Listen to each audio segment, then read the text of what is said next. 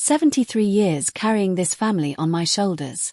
73 years giving everything, and this is how they repay me. Mom, stay on the farm. Someone has to take care of the garden, Dimitri told me this morning with that fake smile he inherited from his wife, Anastasia. She was standing there in her new red dress, looking at me as if I were just another employee, and her mother, Svetlana, with those expensive sunglasses, checking her phone as if I didn't exist. It's just for a week, Dona Yelena. You understand, she mumbled without looking up. Just for a week, as if planting and watering were a game. As if these 73 years had been for nothing. I watched them get into the car, their suitcases full of clothes that I washed and ironed, the towels that I folded, the shoes that I cleaned. They left for the coast to spend the money that this land produces while I stay here under this burning sun, with my hands in the earth they think belongs to them. But then, when the dust from the car settled on the road, when silence filled this empty house, the kitchen phone rang. A sound that cut the air like a knife. It was the bank. Mrs. Yelena, we need to confirm some urgent transactions, said the voice on the other end. My heart stopped, not out of fear, but something deeper, a suspicion that had been growing like a weed in my chest. What kind of transactions? I asked, although I already knew I wouldn't like the answer. Your son, Dimitri, tried to make a $50,000 transfer this morning, and there are also attempts to change ownership of several accounts. Since you are the main account holder, we need your authorization. $50,000. The money we had saved selling the cattle last month. The money that was for fixing the roof of the house, for buying the medicine I need, for ensuring this farm continued producing. I don't authorize anything, I said with a voice I didn't even recognize. Block everything right now. I hung up the phone and stood there in this kitchen where I have prepared thousands of meals for a family that sees me as a nuisance. The yellow walls I painted 10 years ago now seemed like silent witnesses to everything I had endured. That night, while watering the tomatoes and lettuce they would eat upon their return, my phone vibrated. It was Dimitri. Mom, what happened with the cards? We can't take out a cent or pay for anything. His voice sounded desperate, almost hysterical. I could hear Anastasia yelling in the background and Svetlana cursing in that elegant tone she uses when she thinks no one is listening. Mom, are you there? Answer. I took a deep breath. The air smelled of damp earth and the jasmine flowers I had planted 20 years ago when I still believed this family valued me. I'm here, Dimitri. Calm down. Calm down. We are stranded in this hotel. We can't even pay the bill. What did you do? What did I do? As if protecting my own money were a crime. As if I didn't have the right to decide about what is rightfully mine. I did what I had to do, son. But Mom, it's an emergency. We need the money. An emergency. Their beach vacation was an emergency, but my blood pressure medication wasn't. The roof that leaks over my bed wasn't. The expenses of the farm that supports this whole family weren't. The only emergency here, Dimitri, is that I finally opened my eyes. I ended the conversation. At this breaking point, I have worked my whole life for this family. I have sacrificed my dreams, my youth, my health, and now I discover they were planning to take away the last thing I had left. But there is something they don't know, something I discovered 3 days ago when Irina, my neighbor, came for coffee and told me what she had heard in the village. Something that changes everything. This story is just beginning. 3 days ago, Irina came to visit me, as she does every afternoon. She always brings her favorite cup, that white ceramic one with flowers that I gave her last year. She sat in the rocking chair on the porch, the same one where my late husband used to read the newspaper. Yelena, she said to me with that soft voice she uses when she has something important to say. I need to tell you something I heard in the village. I was peeling oranges to make juice, but something in her tone made my hands stop. The peels fell to the floor like small withered suns. What is it, Irina? She looked toward the road as if fearing someone might hear us. Yesterday I was at Pavel the notary's office. I had gone to renew the papers for my land, remember? And while I was waiting, I heard Anastasia talking on the phone. My heart began to beat faster. Anastasia at the notary's office. That couldn't be a coincidence. She was talking to someone about selling the farm, Yelena. She said they already had a buyer and that they only needed to convince you to sign some papers, that they were going to tell you it was for renewing the insurance. The oranges rolled across the floor. My hands trembled like leaves in a storm. Are you sure of what you heard? As sure as my name is Irina Maria. And there's more. She also mentioned something about changing the bank accounts to Dimitri's name. She said it was the most convenient thing for a woman of your age.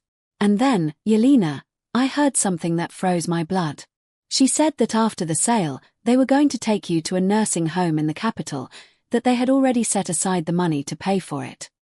A nursing home, as if I were an old piece of furniture that was no longer useful. As if these 73 years of life were worth nothing. That night, I couldn't sleep. I stayed awake in bed, looking at the ceiling that leaks when it rains, thinking about every strange conversation in recent months. The times Anastasia and Svetlana went silent when I entered the room. The whispered calls. The papers they quickly hid when I approached. I remembered when Anastasia arrived 6 months ago with that green folder, insisting I sign some insurance documents. I had signed without reading, trusting them like a fool. What was really in those papers? Everything made sense now. Dimitri's insistence that I go to the bank to update my information. The constant pressure to give them power over my accounts in case something happened to me. The frequent visits from Svetlana, who previously wouldn't even speak to me but now came with store-bought cakes and fake smiles. I got up before dawn and walked all over the farm. I touched every tree I had planted. The avocados I sowed when Dimitri was 10 years old. The mangoes that grew up with him. The garden where I taught my granddaughter to recognize plants before Anastasia decided it was too dangerous to bring her here. This land has my fingerprints on every meter. My sweat watered every furrow. My tears fed every seed. And they wanted to take it from me, like taking a toy from a child. The next day, very early, I walked to Irina's house. Her chickens were clucking in the yard, and the smell of burning wood came from her chimney. I needed to think. I needed a place to feel safe. Her small kitchen always smells of cinnamon and freshly brewed coffee. Irina, I think I have to do something before it's too late. She poured me coffee into that flower cup and sat across from me. Her eyes, the color of old honey, looked at me with that understanding that only years of true friendship provide. What do you need, Yelena? I need to go to the bank today, and also to the lawyer. But first, I need you to help me review all the papers I've signed lately. We returned to my house and sat at the dining room table. I took out all the folders, all the documents I had saved without fully understanding. Irina has better eyesight than me and knows how to read fine print. Yelena, she told me after reviewing for an hour, her voice trembling, these papers you signed last month give Dimitri power to sell properties in your name. My world staggered. I had signed my own death sentence without knowing it. And this other one. This one gives him complete access to all your bank accounts, Yelena. With these papers, they can do whatever they want with you. I cried for the first time in years. I cried like a child. I cried for my naivety, for my blind trust, for having raised a son capable of betraying me like that. But the tears dried quickly. In their place came something I hadn't felt in a long time, rage. A clean, clear rage that filled me with energy I thought I had lost. We went to the bank together. There, they explained everything Dimitri had tried to do during the last 2 months. Loan applications using the farm as collateral. Attempts to change the authorized signatures. Requests for copies of all my statements. Mrs. Yelena, the manager told me, a young woman with a worried voice. Fortunately, you had given us specific instructions years ago not to authorize anything without your physical presence. Your son seemed very annoyed when we told him we needed to speak with you first. He even brought a lawyer last week, insisting he had the legal right. Very annoyed. Of course he was annoyed.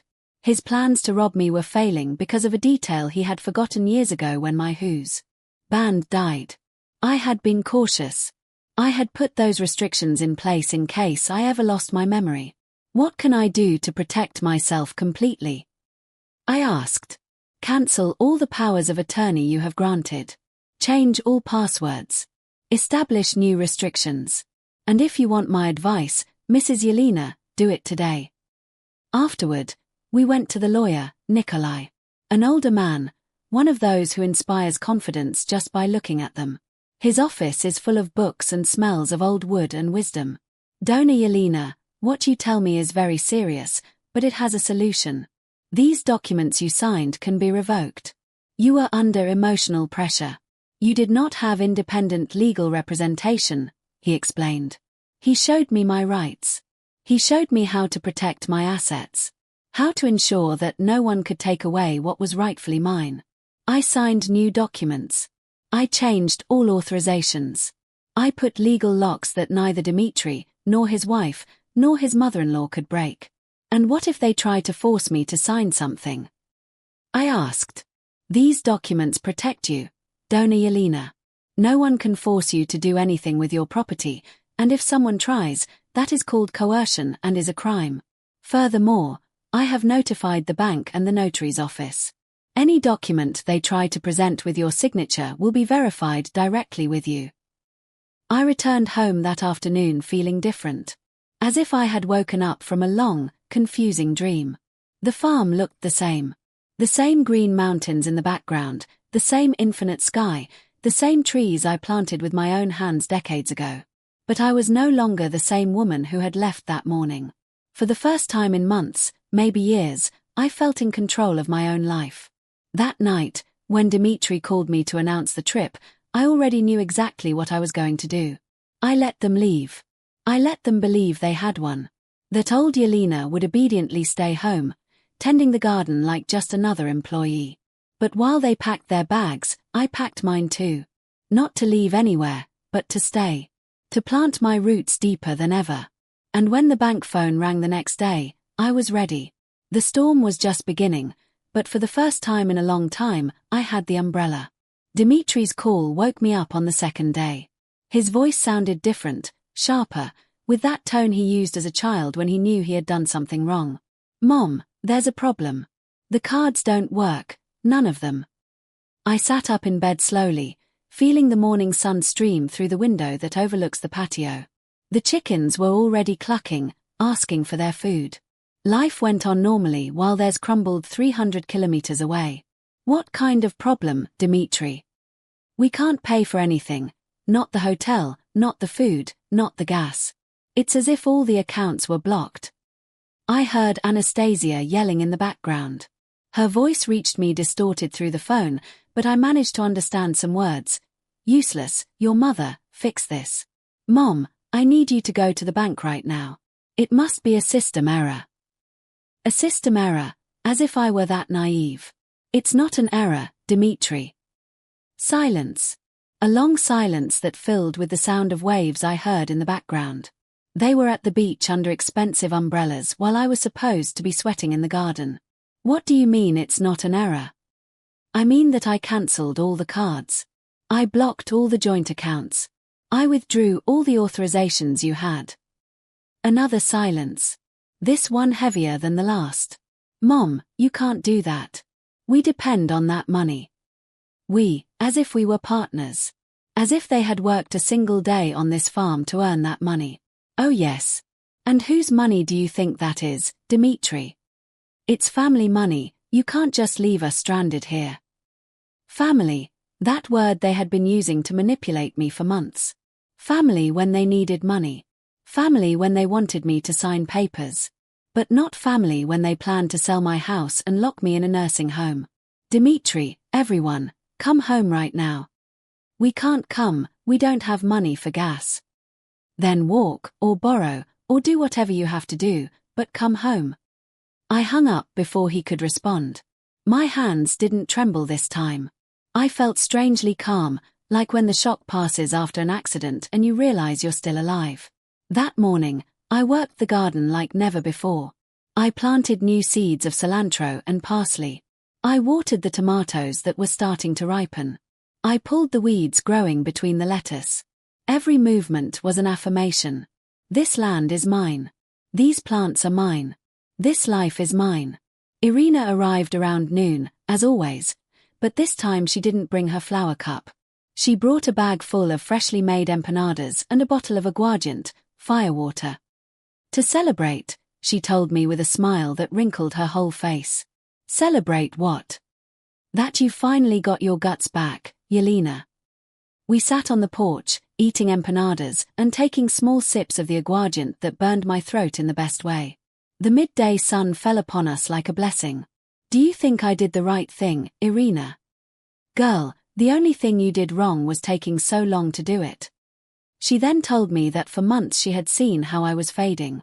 How I stopped smiling when I talked about Dimitri. How my shoulders had been stooping under the weight of always being available for everyone. Your late husband, rest in peace, told me once, Irina, if anything happens to me, make sure no one takes advantage of Yelena. She is too good for her own good. Those words touched my soul. My husband had seen something I hadn't wanted to see for years. The phone rang again at 3 in the afternoon. This time it was Anastasia. Mother-in-law, we need to talk. Her voice had lost all its usual false sweetness. Now it sounded sharp, desperate. Speak. What's going on? Why did you do that with the accounts? What do you think, Anastasia? I don't know, that's why I'm asking you. We're stranded here. I got up from the porch and walked to the kitchen. I needed to be moving during this conversation. You know what, Anastasia? I think you do know. I think you know exactly why I did what I did. You don't know anything about a conversation at Pavel the notary's office. You don't know anything about papers to sell the farm. You don't know anything about plans to take me to a nursing home. Total silence. Not even the waves could be heard in the background. Mother-in-law, Don't call me mother-in-law. Mothers-in-law are family, and you stopped being my family the day you decided to rob me. It wasn't robbery, it was for your own good. A woman your age can't manage such a large property alone. There was the truth, finally. A woman my age. As if 73 years were a disease. As if experience were a disability. And who decided that? You. Your mother. My own son. We were all worried about you. Lie. You were worried about the money. About the property. About what you could get if I disappeared from the map. I heard her pass the phone to someone else.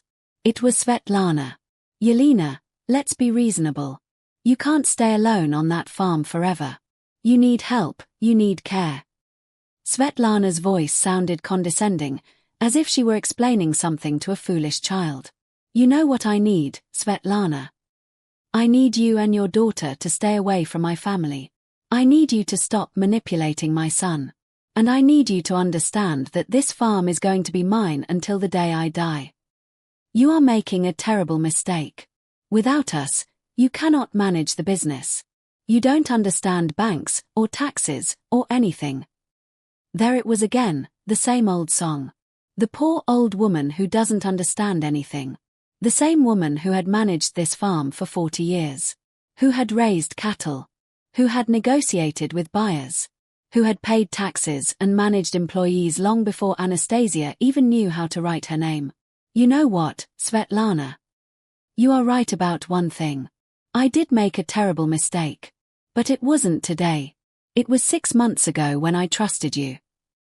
I hung up for the second time that day. This time I did tremble a little. Not out of fear, but from a strange energy running through my body, as if I had been asleep for years and was finally waking up completely. Irina was still on the porch, rocking gently and looking at the mountains. Everything okay? She asked without turning to look at me. Everything perfect. That night, I ate dinner alone for the first time in months, without feeling lonely. I made scrambled eggs with tomatoes and onions from my own garden. The silence of the house didn't weigh on me. It embraced me. After dinner, I went out to the patio and looked at the stars. I hadn't seen them so clearly in years. Maybe because I hadn't taken the time to look up in years. Tomorrow they would come back. Furious. Desperate. Probably with a new plan to convince me that I had lost my mind.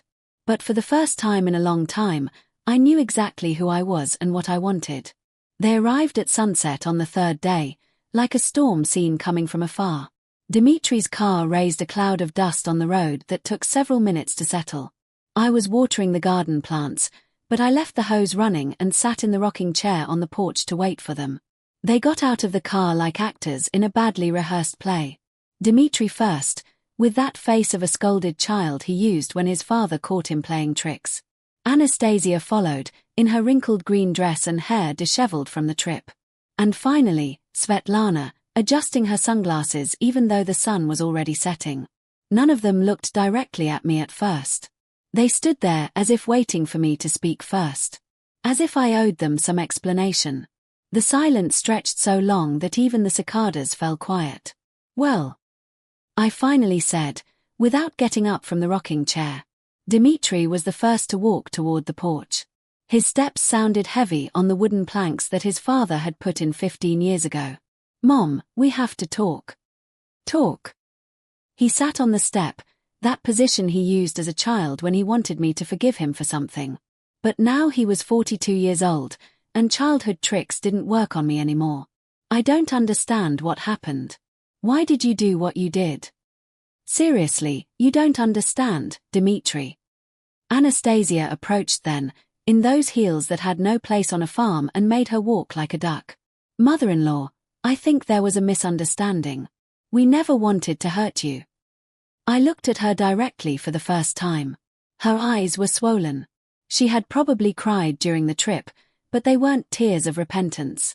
They were tears of frustration over having lost. "A misunderstanding? Is that what you call planning to sell my house behind my back? We only wanted what was best for you." Svetlana had stayed by the car, as if ready to flee at any moment, but her voice reached the porch clearly. "Yelena, a woman your age shouldn't be alone in such an isolated place.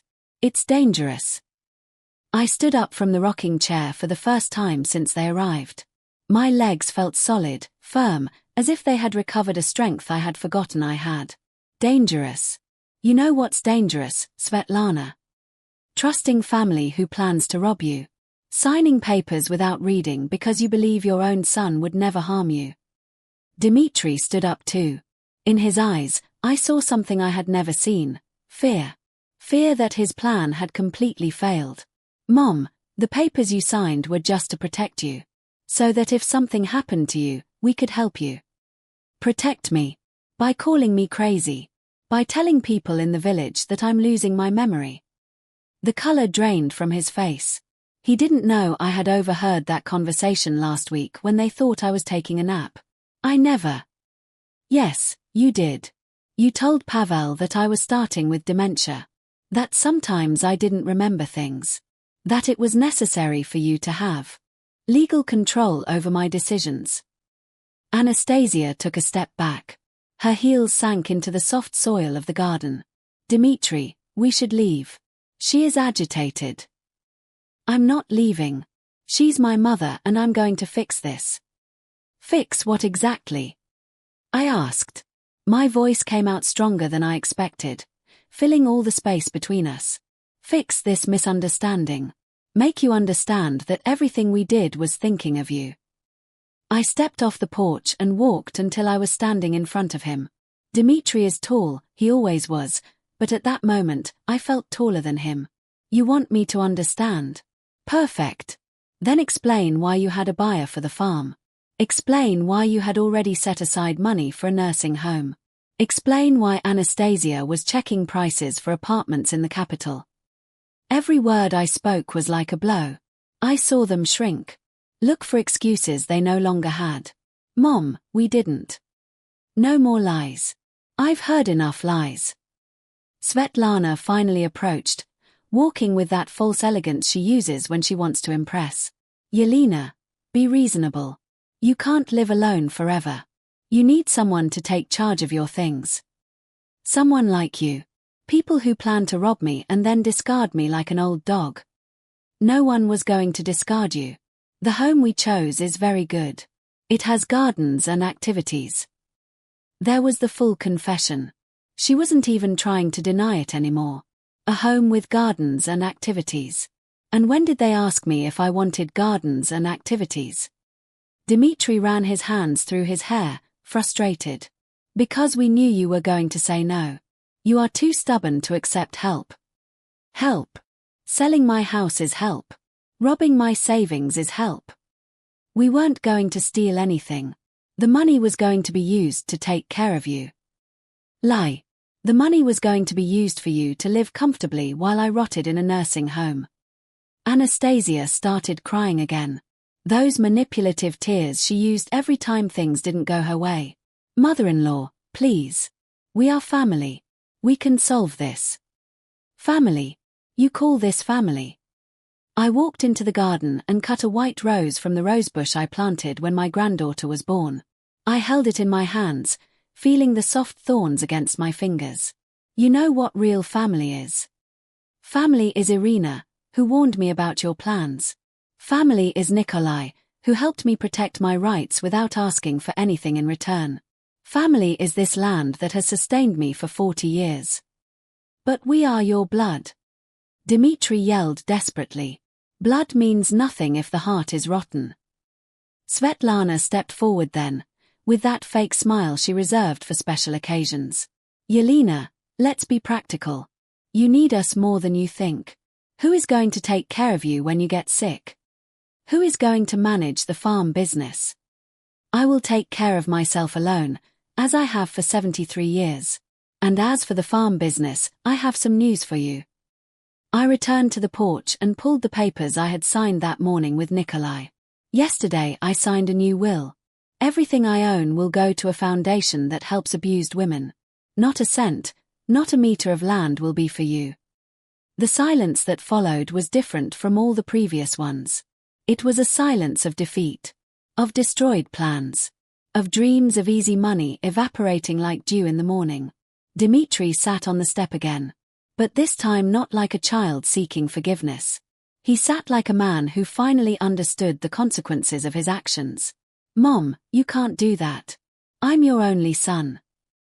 Being my only son gave you rights, Dmitri, but it also gave you obligations, and you chose to betray me instead of caring for me. Anastasia had stopped crying. Now she looked at me with a pure rage that finally showed her true face. She's crazy. Completely crazy. Dmitri, do something. What do you want me to do? I don't know, but you can't let her take everything from us. No one is taking anything from you, I said calmly. You are simply losing something that was never yours. The sun had set completely. The first stars were beginning to appear in the violet sky. It was time for them to leave. Go, I told them. This house is no longer your home. Dmitri stood looking at me as if he hadn't understood the words. As if it were impossible for his mother, the woman who had cleaned his scraped knees and prepared his favorite meals for 40 years, to be telling him to leave. Mom, you can't be serious. I've never been more serious in my life. Anastasia approached then with that cornered animal desperation that made her look ugly despite all the makeup. Mother-in-law, think carefully. Without us, you have no one. What are you going to do when you get sick? When you need help? I will do the same thing I have always done. Solve my problems alone. But you are 73 years old. And you are 35, but you act as if you were 5. Age is no excuse for being useless, Anastasia. Svetlana had already gotten into the car, probably calculating that this battle was lost. But she yelled from the window, Yelena, this won't end here. We have legal rights. The papers you signed give us power. Those papers. I took the folder I had taken to the lawyer out of my purse. Are you referring to these papers, which have already been annulled? Or these others, which demonstrate that I was pressured to sign without legal representation? Her face crumbled. Even from a distance, I could see reality hit her like a hammer. That's impossible. Those documents are valid. They were valid until Nikolai demonstrated that there was emotional coercion. It turns out the law protects older adults from abusive children. Who would have thought? Dmitri stood up suddenly, so fast that the porch steps creaked. We are not abusive. Everything we did was for your good. For my good, Dmitri. Look around. Look at this farm that I built with my own hands. Look at this house where I raised you. Do you really think I don't know what is good for me? I walked to the garden where my roses were. The same ones I had planted when he was little, and he asked me why flowers had thorns. To protect themselves from those who want to harm them, I had explained then. I never thought that someday he would be one of those threats.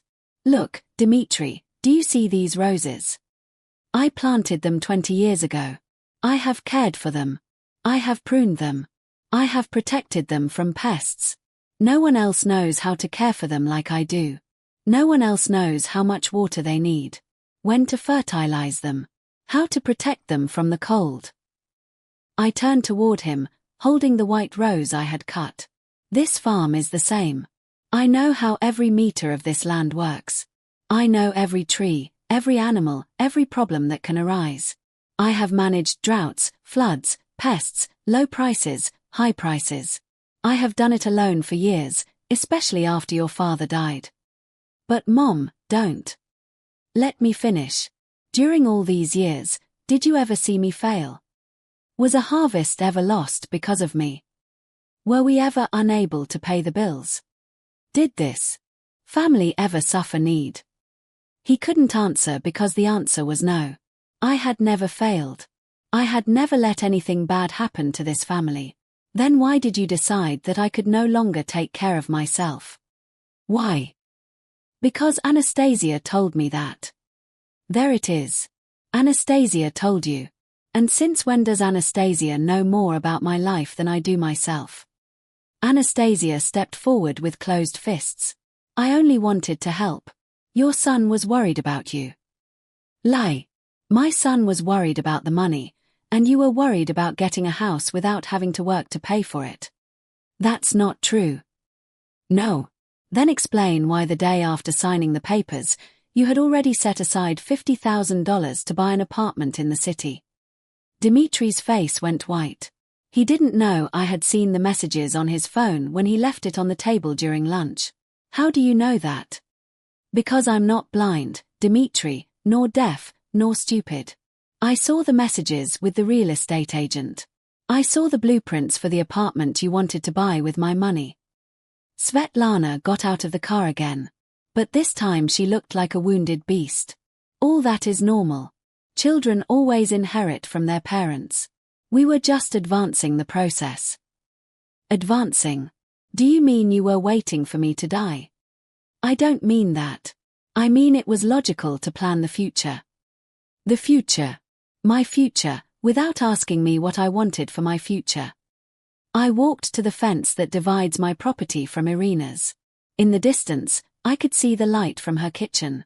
She was probably preparing dinner without knowing that the war that would define the rest of my life was unfolding here. Do you know what my future was in your plans? 3 meals a day in a communal dining room. A single bed in a room I would share with a stranger.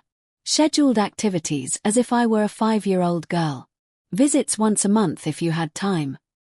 The home we chose was very good, Anastasia protested. Did you visit it? Well, we saw the photos online. Photos online. They were going to lock up your husband's mother in a place they hadn't even seen in person. Dimitri approached then, with that lost child face that broke my heart despite everything. Mom, forgive me. I know we were wrong, but we can fix this. We can start over. For a moment, just a moment, I felt the temptation to forgive. To hug him like when he was little and had nightmares. To tell him everything would be all right. But then I remembered the conversation I had overheard 3 nights ago when they thought I was asleep. Dimitri telling Anastasia, "It won't be long now. When she's in the home, we can do whatever we want with the farm. Start over as if nothing happened." Yes, exactly. We can forget all this. Dimitri, look me in the eyes. He did. In those eyes, I saw the child he had been, but also the man he had become. A man capable of betraying his own mother for money. I cannot forget. And even if I could, I don't want to. Why? Because what you did taught me something important, that family is not just blood. Family is respect, it is affection, it is protection. You took all 3 from me. Anastasia started walking toward the car, dragging her feet on the ground. Dimitri, let's go. She's not going to change her mind. I'm not leaving. She's my mom. Your mom has already decided, and we can't stay here like beggars. Dimitri looked at me one last time. In his eyes, there was something I had never seen, the understanding that he had lost something forever. Not just the inheritance, not just the money. He had lost his mother, truly. There's really no way to fix this. There was a way, Dimitri. It was called, Don't Betray Me. Mom, please leave. Before I say something I might regret. He stood there for what seemed like hours, but was probably only minutes. Finally, he walked toward the car with slow steps, as if every step hurt him. Before getting in, he turned around one last time. I love you, Mom. I loved you too, Dimitri. Past tense. The car started, raising dust again. I watched the taillights pull away down the road until they became red dots in the darkness. When they disappeared completely, I sat on the porch step. For the first time in days, everything was silent. And for the first time in years, that silence felt like peace. I sat on the porch step until the stars completely filled the sky. The night air smelled of jasmine and damp earth, that aroma that had always calmed me, but that night had a different taste. It tasted like freedom. Irina appeared on the path connecting our properties, walking slowly with a steaming cup in her hands. Do you mind if I sit with you? She asked, even though she already knew the answer. Not at all. In fact, I need company. She settled on the step next to me and handed me the cup. Hot chocolate with cinnamon. Exactly what my soul needed at that moment. I saw them leave, she said after a while. Everything okay? Everything perfect. We remained silent, sharing the chocolate. Irina has that wisdom of knowing when to talk and when to simply be present. You know what the strangest thing is? I finally told her. I thought I was going to feel sad. I thought I was going to cry, that I was going to regret it. And you don't feel that way. No. I feel free. As if a weight I didn't know I was carrying has been lifted from my shoulders. Irina nodded slowly. My grandmother used to say that sometimes you have to prune the diseased branches so the tree can grow healthy. That night, I slept better than I had in months. I didn't wake up at 3 in the morning worrying about whether I had closed the bank accounts properly. I didn't wake up thinking about what excuse Anastasia would invent to ask me for money. For the first time in a long time, my mind was at peace. The next morning, while preparing coffee, the phone rang. For a moment, I thought it would be Dimitri apologizing or trying to manipulate me again. But it was Nikolai. Dona Yelena. Good morning. How do you feel? Like new, Nikolai. And you? Very well. I'm calling because I wanted to confirm some details of the will we signed yesterday. Are you sure of your decisions? More sure than ever. Perfect. I also wanted to inform you that your son came to my office very early this morning. He wanted to know if there was any way to contest the changes you made. I wasn't surprised. Dimitri had always been persistent when he wanted something. And what did you tell him? I explained that the documents are perfectly legal and that you are in full possession of your mental faculties. I also suggested that if he wanted to reconcile with you, he should come speak directly, not through lawyers. And what did he respond? He left without saying a word. After hanging up, I decided it was time to start my new life seriously. I couldn't dwell on the past. I had to build something new, something that made sense. I walked all over the farm, seeing it with different eyes. It was no longer just the property I had inherited from my husband. It was no longer just the place where I had raised my son. Now it was my future, my project, my legacy. The house needed repairs. The kitchen roof had leaks that we had ignored for months because, according to Anastasia, we didn't have money to fix it. But now that I didn't have to support 3 non-working adults, I did have money. I called Mikhail, the master builder of the village. An honest man who had worked for us for years. Dona Yelena, good to hear from you. How can I help you? Mikhail, I need you to come inspect the house. I want to make all the repairs we've been postponing. All of them. Are you sure? That's going to be a big project. I have time and I have money. When can you come? I'll stop by the day after tomorrow morning, if that suits you. Then I called the vet. For months I had wanted to buy more chickens and maybe some goats, but Svetlana complained about the noise and the smell. Dr. Benita speaks. This is Yelena. Could you advise me on expanding my corral? Of course. What do you have in mind? I want to start a small farm. Chickens, goats, maybe some pigs. Something that gives me constant income but also keeps me busy. That sounds like an excellent idea. Does your family agree? My family is me, doctor, and I completely agree. That afternoon, Irina and I sat at the dining room table to make plans. She brought paper and a pencil, and I put all my ideas on the table. How about we start a small homemade food business? Irina suggested. You cook deliciously, and I know how to make preserves and jams. Do you think it would work in the village? There's no one in the village who sells homemade food. All the women work outside now. There's definitely a market. We started doing the math. With the savings I no longer had to share with Dmitry and his family, I could invest in basic equipment for a small commercial kitchen. And we could sell at the Saturday market, Irina added. Or even do home delivery. For the first time in years, I felt excited about something. I had a project, a purpose, a reason to get up every morning that wasn't just surviving. That night, while having dinner alone in the kitchen, I realized something. The house felt bigger. Not emptier, bigger. As if I had recovered spaces I didn't know I had lost. The phone rang at 9 p.m. It was a number I didn't recognize. Yelena. The voice was that of a young, timid woman. Yes, speaking. Yelena. Who am I speaking with? I'm Katya, the wife of Sergey, the son of your neighbor Dona Carmen. She gave me your number. Sergey, the boy who had studied business administration and now worked in the capital. What do you need, dear? Dona Carmen told me you're thinking of starting a food business. I work in marketing and I was wondering if you might need help. What kind of help? Well, I could help you with social media, with label design, with promotion. I would love to be part of a project like this. And how much would you charge for that help? Nothing at first. If the business works, we can talk about a small partnership, but first I want to help you get started. I hung up the phone with a huge smile. I didn't just have a project, I had a team. The next day, Mikhail arrived early with his tape measure and notebook. We inspected the whole house, from the roof to the foundations.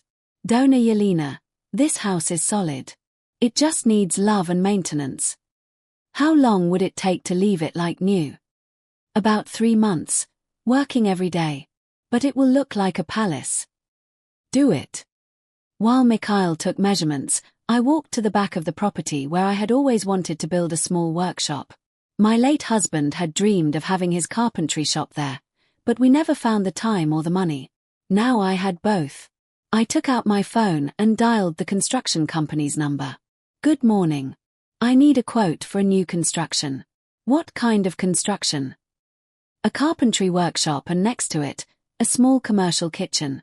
When do you need it for? I'm not in a hurry, but I want it to be perfect. For the first time in 73 years, I was building something just for me. Without having to ask permission. Without having to justify expenses. Without having to listen to complaints about noise or mess. It was my money. My land. My decision. And it felt glorious. 6 months passed before I heard from Dmitry again. 6 months in which my life completely changed, as if I had emerged from a chrysalis and could finally fly. The house was beautiful. Mikhail had not exaggerated when he said it would look like a palace. New roofs, restored floors, walls painted a soft yellow that made the whole house feel full of sun. The commercial kitchen worked perfectly, and the carpentry workshop was exactly as my husband would have dreamed it. Irina and I had turned our homemade food project into a small empire. We sold tamales on Tuesdays, empanadas on Thursdays, and preserves every day. On weekends, the village market filled with people who came specifically to buy our products. Dona Yelena, Pavel the notary would tell me every time he passed our stall, "You have rejuvenated 10 years." And it was true. I felt stronger, clearer, more alive than I had in a long time. I worked from 5 in the morning until 7 at night, but it was work that filled me with satisfaction instead of emptying me. Sergei's wife, Katya, had been a blessing. She created a social media page that had thousands of followers. Grandma Yelena's Kitchen, she named it, and although I protested because I was no one's grandmother, the name stuck. We had hired 3 young women from the village to help us. Young women who needed work and learned quickly. The house, which had been so silent for years, now filled with laughter and conversations from early morning. We had also started a small program to help women in difficult situations. Women who, like me, had been manipulated or mistreated by their families. We taught them trades. We gave them temporary work. We helped them get legal advice. "It's as if this house has been waiting all this time for you to wake it up," Katya, the marketing helper, told me one afternoon. She was right. The house had been sleeping, waiting for me to have the courage to live my own life. It was a Tuesday afternoon when Dmitry arrived. I was in the workshop sanding some boards to make a new shelf when I heard the car on the road.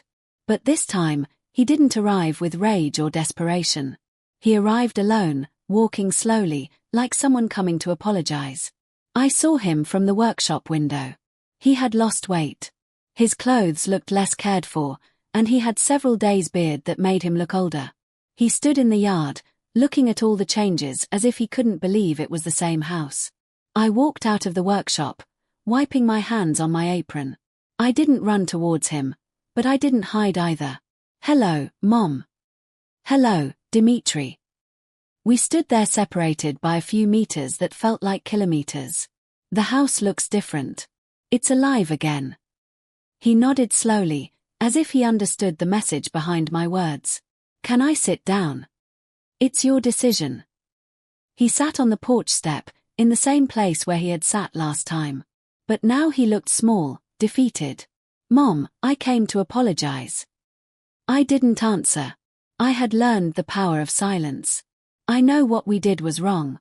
I know there's no excuse. But I wanted you to know that I've realized everything. That you were right. That Anastasia manipulated me. That I lost the most important person in my life because of greed. Anastasia left 3 months ago.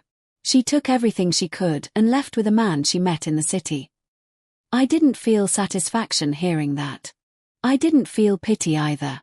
It was simply information. And Svetlana is in a nursing home. Her own son put her there when she ran out of money. The irony was perfect, but I didn't say anything. "Mom, I know I don't deserve forgiveness. I know it's probably too late. But I wanted you to know that I've learned that by losing you, I realized what truly matters in life." I sat in the rocking chair, but maintained distance. "What do you want, Dmitry?" "Nothing. I didn't come to ask for anything. I just came to tell you that I love you. That I have always loved you, even if my actions said the opposite." "And what have you been doing these months?" "Working. I work in construction now. It's hard, but it's honest. I sleep in a rented room. I eat at cheap diners. I try to understand how I became so stupid." For the first time in the conversation, his eyes filled with real tears. Not tears of manipulation, but genuine repentance. "I see the life you built without us, and I realize that we were the ones hurting you. You didn't need us to take care of you. We were the ones who needed you." Just then, Irina came out of the kitchen, wiping her hands on her apron. "Yelena, everything all right?" "Everything all right, Irina. This is Dmitry, my son." Irina looked at him with that gaze older women have when they evaluate a man. A look that sees straight into the soul. "Nice to meet you, Dmitry. I've heard a lot about you." Dmitry blushed. He knew exactly what kind of things Irina had heard. "The pleasure is mine, Mrs. Are you staying for dinner, Dmitry?" "You can stay if you want, but not as family. As a visitor." "I understand." Irina left, but first she winked at me. She knew she was giving me space to decide what to do. "Mom, do you think someday we could try to be family again?" "I don't know, Dmitry. Family is not something you can break and glue back together like a vase. Once trust is broken, things never go back to being the same. I know. But maybe they could be different. Better like, more honest. More respectful. More real. I looked at him for a long time. In his eyes, I didn't see the manipulative man who had tried to rob me. I saw the child he had been, but I also saw something new, real humility. You know what you have to do if you want to try to rebuild something with me? You have to earn it. Not with words, but with actions. You have to prove to me for months, maybe years, that you have truly changed. How? By working honestly. By living honestly. By respecting my decisions, even if you don't like them. By treating me as a complete human being, not as an old woman who needs care. And if I do all that? If you do all that, maybe someday we can be friends. But we will never go back to being the mother and son we were before. That relationship died the day you chose to betray me. He was silent for a long time. Finally, he nodded. I understand. And I accept those conditions. Good. Then you can start by staying for dinner. But afterward, you leave. And if you want to come back, you let me know beforehand. Thank you, Mom. You don't know what this means to me. Don't call me Mom yet. Call me Yelena. You have to earn the right to call me Mom again. That night, the three of us ate dinner in silence. Dmitri ate slowly, as if it were the first home-cooked meal he had tasted in months. It probably was true. When he finished, he helped me wash the dishes without being asked. Irina had gone home, leaving us alone. The food was delicious, he told me. Thank you. Can I ask you something? Ask. Are you happy? The question took me by surprise.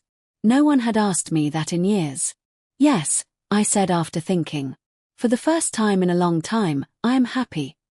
He left that night without promising to return. Without asking for anything else. He just left. And for the first time in months, the farewell didn't feel like a war. Dmitri returned 3 weeks later. This time he called before coming, as I had requested. Yelena, can I visit you on Sunday? I wanted to help you with something. Help me with what? With whatever. I know you have the food business. Maybe you need someone to carry heavy things or fix something. The offer surprised me. For years, Dmitri had avoided any physical work on the farm. He always had an excuse. His back hurt, he had important things to do. That kind of work was for employees.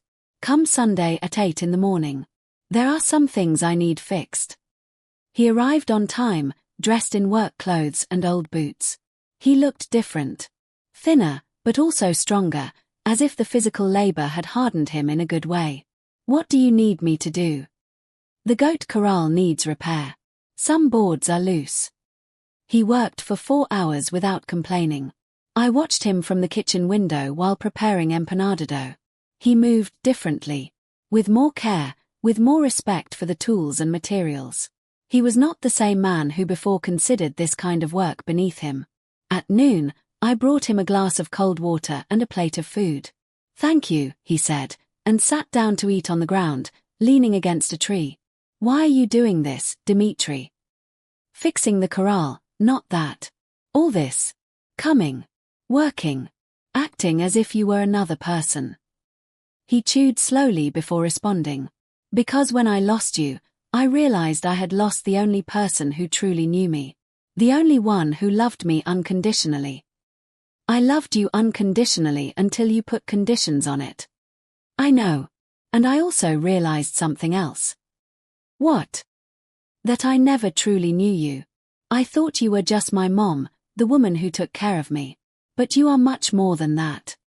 He looked around, seeing the prosperous business, the house improvements, the new energy everywhere. You are an entrepreneur. You are a leader. You are a woman who can build an incredible life from scratch. And I was so blind I didn't see it. His words moved me, but I didn't let emotion sway me. And what do you want to do with that information? I want to truly know you. As the person you are, not as the idea I had of you. That will take time. I have time. He finished the work and left without asking for anything more. Without asking when he could return. Without suggesting we eat together. Without trying to force an intimacy that no longer existed. Over the next few months, Dimitri came every 2 weeks. He always called beforehand. He always came to work. He fixed the hen house roof. He painted the fence. He helped build a new storage area for the business. Irina watched him with that prudence of an older woman who has seen many broken promises. What do you think of him? I asked her one afternoon. He is trying to be different. But time will tell if it's real or an act. How can I know the difference? Men who truly change don't make a show of their change. They simply change. She was right. Dimitri didn't talk much during his visits. He didn't try to impress me with grand gestures or dramatic promises. He simply worked, ate what I offered him, and left. One day he arrived with bruises on his hands. What happened to you? A fight at work. A coworker was harassing a new girl, saying nasty things to her. I told him to stop, and he told me to mind my own business. I told him that respect for women was my business. He hadn't said those words to impress me. He had said them because it was the truth. And for the first time in months, I felt something close to pride for my son. But I saw the real change 6 months later when he arrived accompanied by an older woman. Yelena, I want to introduce you to donor Olga. She is my boss in construction. Olga was a woman about 60 years old, weathered by the sun and work, with intelligent eyes and strong hands. Donor Yelena, your son has spoken highly of you. I wanted to meet the woman who raised one of my best workers. Dimitri blushed. Dimitri is responsible, punctual, and never complains about heavy work, Olga continued. But the most important thing is that he respects the women on the team. That's not common in this business. After they left, I kept thinking about Olga's words. Dimitri had truly changed. Not just with me, but in all aspects of his life. That night he called me. Yelena. Tell me. I wanted to thank you. For what? For giving me the chance to know you. And for teaching me what respect means. I didn't teach you anything, Dimitri. You decided to learn. Maybe. But you had to be very strong to cut me off when necessary. Another mother would have forgiven me without question, and I would have continued being the same terrible man. And now? Now I am different. Not perfect, but different. And it's thanks to you having the courage to tell me the truth. A year after that first visit of reconciliation, Dimitri arrived with a proposal. Yelena, I've been thinking about something. About what? Would you like us to be partners? Partners in what? In the business. Not as a son who inherits, but as a partner who contributes work and earns his share.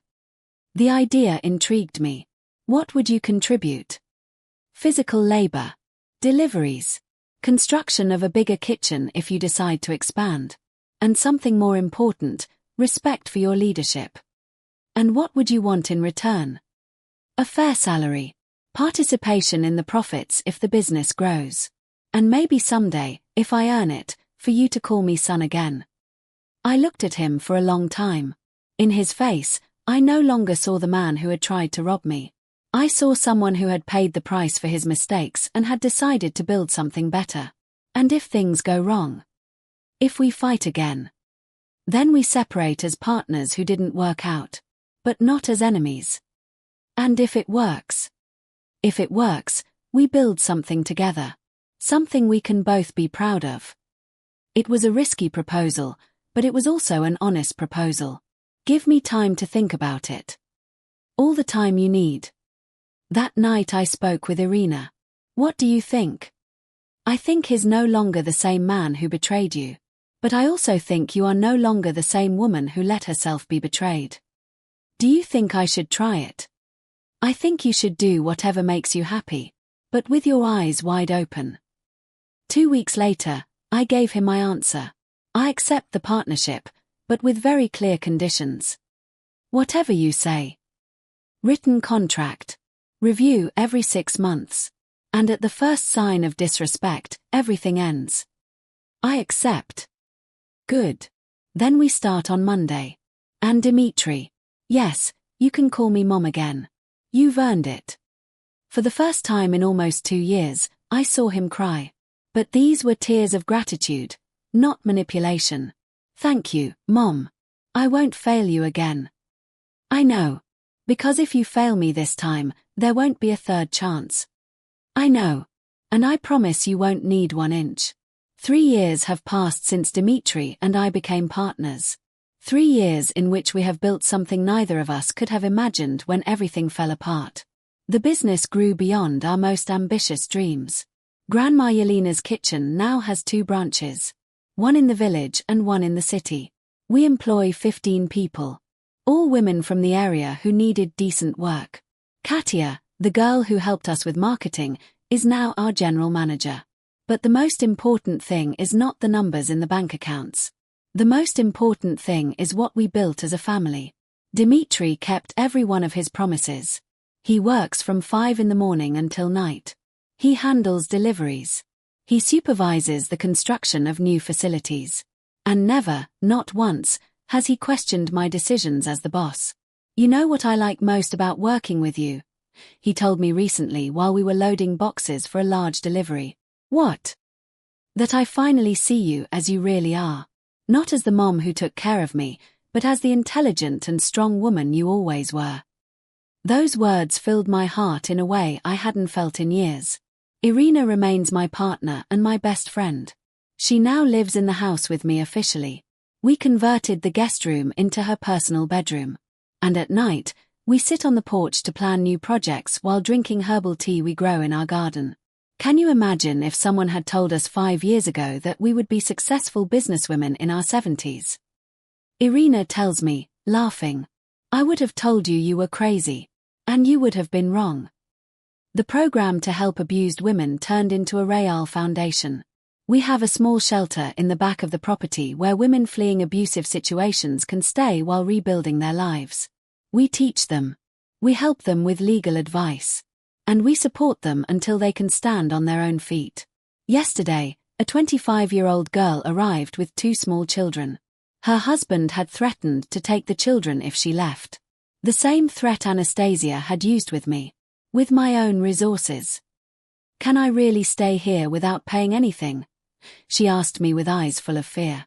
Not only can you stay, but you are going to learn to do something you like that gives you economic independence. And when you're ready to leave, we're going to help you find your own place. Why are you doing this for me? You don't know me. Because all women deserve the opportunity to live with dignity. And because someone taught me that sometimes you have to be very brave to save your own life. This morning, while preparing dough for Tuesday's tamales, the phone rang. It was Nikolai. Dona Yelena, I'm calling to give you some news. Good news or bad news? Very good news. Your foundation just received an anonymous donation of $50,000. I sat down in the nearest chair. $50,000. The same amount Dimitri had tried to steal years ago. Do you know who made it? I can't tell you, but I have my suspicions. That afternoon, when Dimitri arrived from work, I confronted him. Was it you who donated the money to the foundation?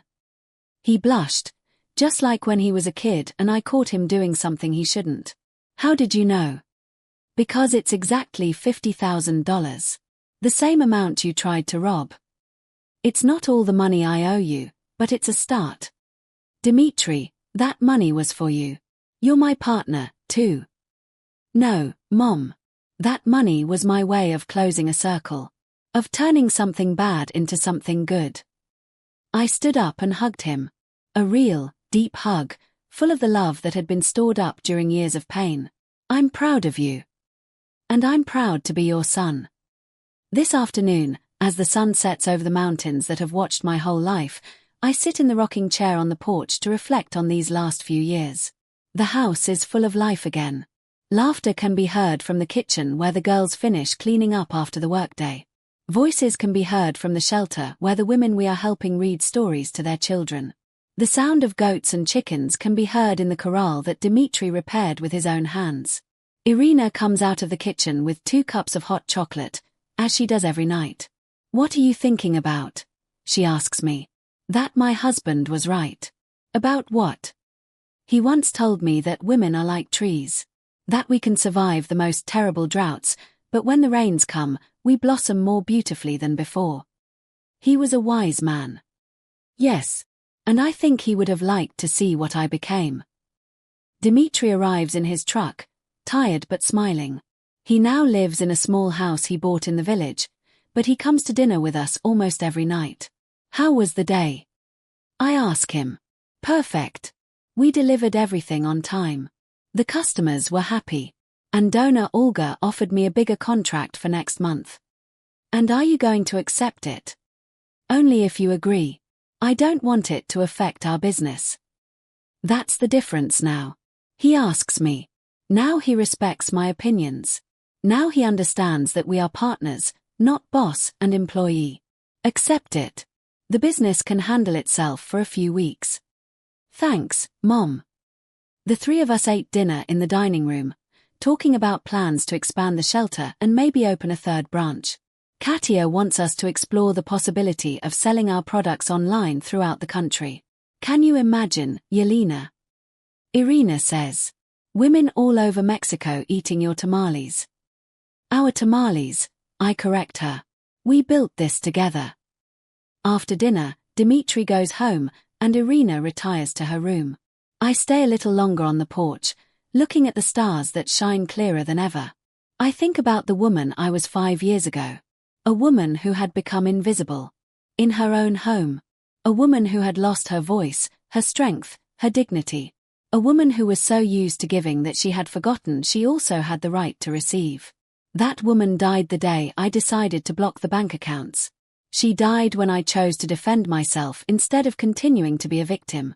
She died when I understood that true love is not sacrificing your dignity for others, but respecting your own and teaching others to respect it too. In her place, this woman was born, entrepreneur, leader, protector of other women, mother of a son who finally understands what respect means. The phone rings one last time before I go to sleep. It's Katia, the manager. Donor Yelena, sorry to bother you so late, but I wanted to give you some news. What happened? A national magazine just called. They want to do an article about older female entrepreneurs. You are their first choice. An article about me. About you and everything you have built. They say your story is inspiring for thousands of women who feel trapped in their own lives. After hanging up, I walk to the garden where my roses are. The same ones I planted 20 years ago to teach Dimitri about the thorns that protect beauty. I cut a white rose. The same variety I cut the night he left. But this time, I don't cut it with pain. I cut it with gratitude. Gratitude for having had the courage to say enough. Gratitude for having found the strength to build a new life. Gratitude for having learned that it is never too late to flourish. I look up at the starry sky and whisper the words my husband told me in our last year together. The legacy is not a monument, Yelena. It is a map you leave others so they can find their own way. I finally understand what he meant. My legacy is not the businesses I built or the money I earned. My legacy is the women I helped find their strength. It is the son who learned to respect. It is the living proof that it is never too late to rescue your own life. I go into the house and turn off the lights one by one. Tomorrow will be another day full of work. Of projects. Of women who need help and hope. And I will be ready. Because I am finally who I always should have been. Yelena. Simply Yelena. And that is more than enough.